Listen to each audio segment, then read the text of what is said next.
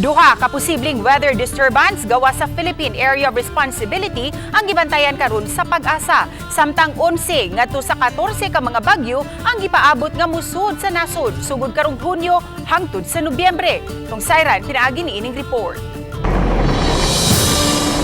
Niadto lang Biyernes, Hunyo 2, opisyal nang gideklarar sa Pag-asa ang pagsugod na sa rainy season o tinguan.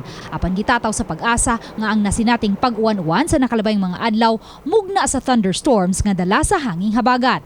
Hinuon pa dayong gibantayan sa Pag-asa ang duha ka weather disturbance nga posibleng mosulod sa Philippine Area of Responsibility sunod semana. But sa gawas ng atong PAR, natay gimonitor na shallow LPA which is nasa east of Mindanao.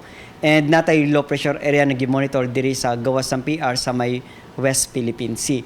And bantayanon nato kini mga development ng thunderstorm because basta habagat and neutral phase pamanta, so daghan patang masinati ng mga thunderstorm activity ilabi na diri sa Cebu. Base sa tropical cyclone prediction sa Pag-asa, moabot sa 11 ngadto sa 14 ka mga bagyo ang gipanglantawang mosulod sa Philippine Area of Responsibility sugod karong buwana hangtod sa Nobyembre. 50% niini posibleng landfall. So ang una og ikaduha na track, posible kini magpaduol sa Philippine landmass, then mo recurve siya moving towards sa Taiwan or Japan. Ang aktong ikatulo or ikaupat na forecast track scenario, posible kini mo traverse sa may southern part of Luzon or diri sa may eastern or northern part of Visayas, then moving towards siya diri sa may northern part of Vietnam or Hong Kong. Og base sa historical record sa Pag-asa, ubay-ubay sa mga super typhoon ang maumol atol sa mga buwan nga adunay El Nino. Sama na lang sa super typhoon Ondoy niadtong Setyembre 2009 ug sa bagyong Pepeng nga miigo niadtong Nobyembre 2009 di na sinati sa nasod ang strong El Nino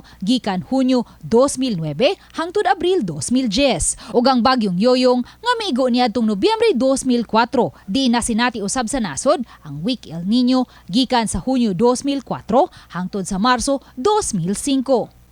Karong tuiga, gipanglantawan nga masinati sa nasod ang El Nino phenomenon. Uban ni Godfrey Rilien, Luan Merondina, Balitang Bisdak.